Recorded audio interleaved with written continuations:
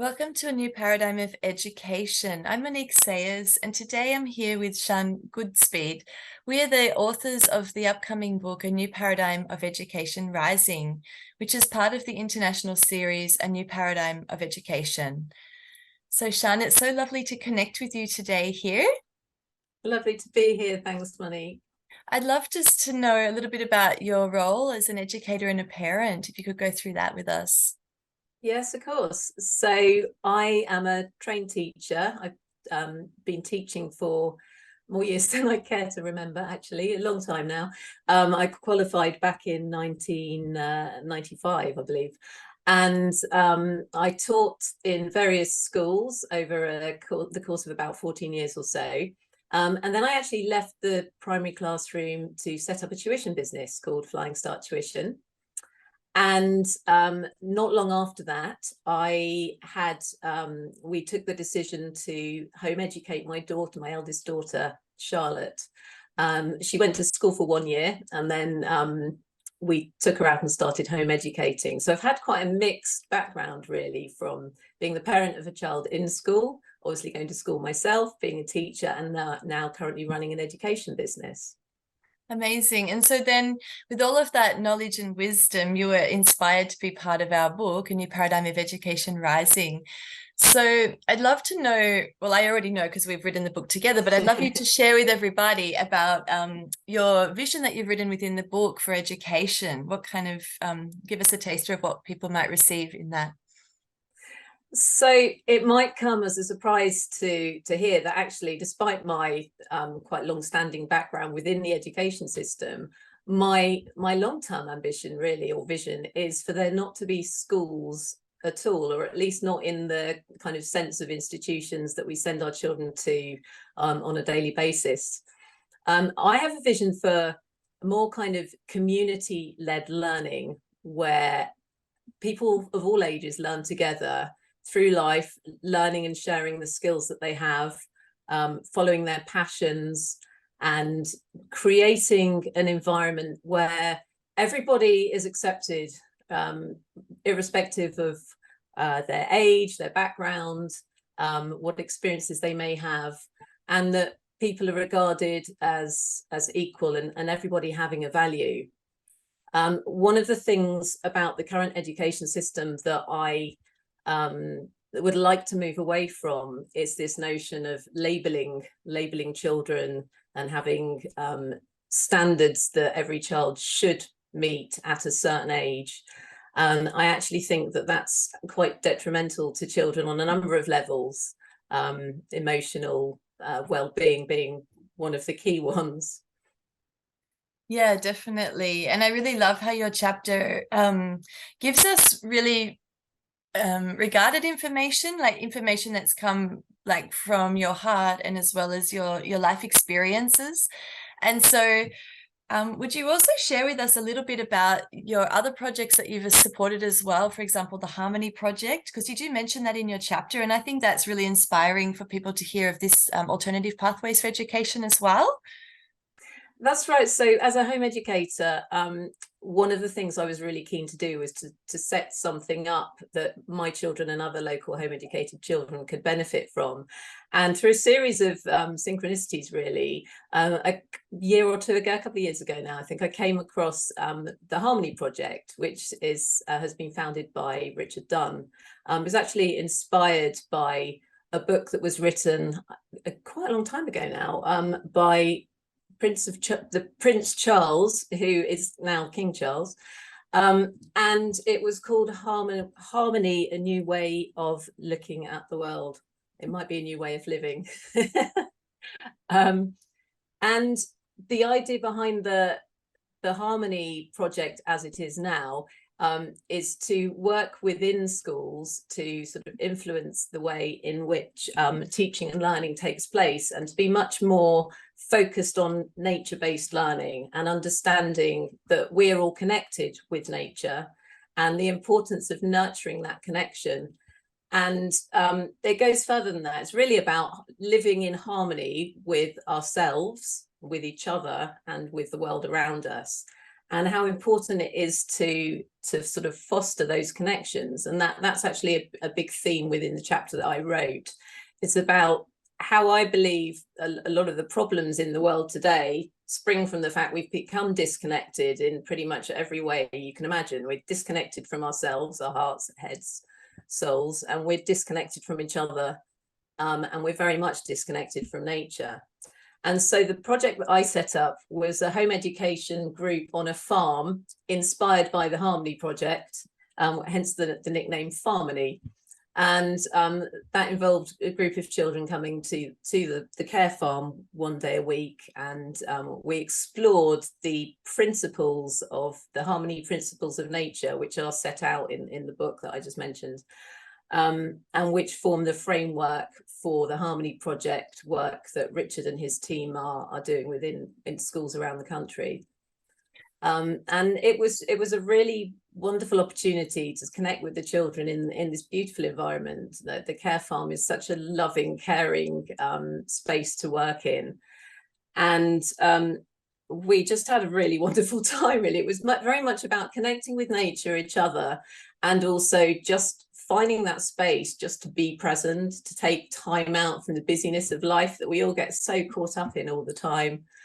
And I just really looked forward to those each week, to those days, because it gave me a chance personally as well to sort of disconnect from all the busyness that's going on all the time, and to step away from the computer, which I think many people will agree. We spend a lot of time in front of our screens these days, and to have that opportunity to get a total day away from it was really magical. Beautiful. Yeah, I feel like harmony in nature is a very important aspect of the new paradigm, and it's such a blessing to have had your story to inspire us about that. And the final thing I wanted to ask you was around what you've done with compassionate leadership or compassionate education, the work of Rosenberg. You seem to have brought that into a lot of different pieces that I've seen as you as an educator. Would you share something with us about that as well? Yes, so I have trained in nonviolent communication, which is also referred to as compassionate communication, over a number of years, actually. I first came across nonviolent communication as a parent looking for a way to connect with my children more compassionately. And I mean, initially, to be perfectly honest, I think the motivation behind that was to try and get my children to sort of do what I needed them to do with the least fuss possible. And that's something I discuss in the chapter, and also in various blogs that I've written. It was only when I came to understand nonviolent communication more deeply through further training and reading that I realized that's not really the point of it. It's about connecting from the heart with other people without having an agenda. It's not about being nice to them so that they do what you want them to do. It's really about accepting that, accepting people for who they are. And so in the case of my children, understanding and being absolutely fine with the fact that I might ask them to do something, I might wish that they did do something, but if they for their, if they choose not to, then that is actually fine. And above all else, the most important thing is to foster the connection and the bond that we have, not to get out the door 5 minutes earlier, for example, or to they're old now, so we don't anymore have discussions about what they're going to wear. But I remember when they were much younger, one of the arguments we used to have from time to time was whether or not they should wear a coat, for example, just to give you a sort of trivial example. Yes. Or whether or not my teenage daughter tidies her bedroom. There would be, the way I used to communicate with them was very much in the old paradigm of sort of power over, but I didn't see it like that because I did it in a nice way, if that makes sense.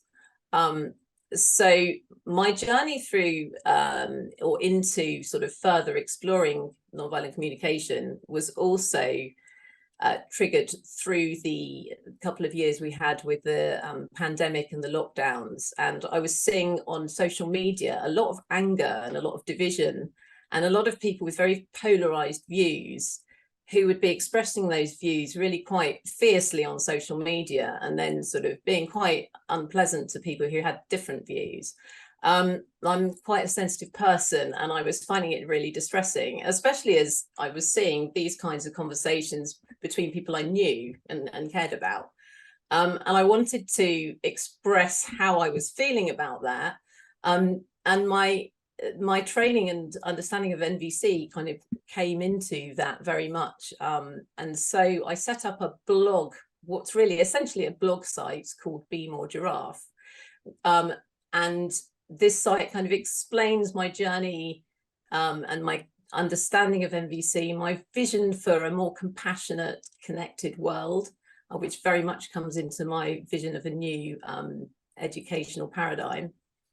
And on that site, I've also written a number of blogs around these themes, including education and how we communicate with children and with each other. And I think that's really, really key. It's not just about communicating nicely with each other, and as I said, with the sort of role of getting people to comply with what you want. I think it's really about understanding and connecting with people at a heart level. And I believe that's so important. A lot of us kind of go through life not really present and not really listening to what people are telling us. Often we've got, or most of the time, I think, we've got these old stories playing in our heads that trigger automatic reactions and cause us to make assumptions about other people's behavior and what they're saying. And these assumptions are so often not actually the case. But based on those assumptions, we then react, we get angry with them, we judge them, we blame them, etc. And so what I really want to bring to the world, along with many other people who sort of have this understanding and talk in this way, is particularly helping children to understand this from an early age, because I think if we can help them to understand communication from a compassionate place, to learn the skills of empathy, and to show up to the world from a place of love rather than judgment, blame, hate, anger, and so on, then they will grow up into adults who will then raise their own children in that way. And I think that is absolutely a fundamental shift we need to make if we're going to change into not just a new educational paradigm, but a new worldwide paradigm, which, let's face it, we need, because the current one is really not working. Yeah, that's really, really inspiring. And I really love how you share it so truthfully and so really. And that's also what I really love about your chapter as well, is you're saying, yes, we need to rise, but look, this is where I've been. This is the struggles of humanity, and this is where we can go. And I feel like you're a bridge for that. And yeah, I really feel like compassionate education, I'm just going to call it that, I know it has its official name, is really highly essential for all those reasons that you've been saying. And I just love that it's also kind of like a letting go that really aligns with the new paradigm, because it's really just that letting go of that stuff that's within and being in a place of kind of openness and allowance for all that's coming. Absolutely. Yeah. And I think a key part to it is how we communicate with ourselves, our internal voices that we have, we spend a lot of the time listening to. We tend to be our own harshest critics. And I think if we can change how we communicate with ourselves, then it's going to naturally spill out into how we communicate with people around us as well. And I think that's just really important. Yeah, totally. That it comes back to us, because we're focused on the children, but also the new paradigm is also focusing on us as educators and parents to look after ourselves, to then nurture the children as well. Absolutely. Yeah. Thank you so much, Sian, for sharing all of that with us. So our book is going to be launched this month, December. So you're watching this in December. Exciting. And we'll have all the links in the bottom. It's a new paradigm of education rising. We've got some amazing charities as well that we're supporting through the book launch. and we'd love you to purchase that so that you can support other people and also receive wisdom and vision for your own unique gifts of what is your truth around what is a new paradigm, because this is such a co-creative space. You know, here we are, 15 visionaries writing this, yet it's really written for you to reinvent your world and your vision, which is a collective vision for everybody. So Absolutely. thank you so much for connecting with us today, Sian. Thank you, Monique. Thank you.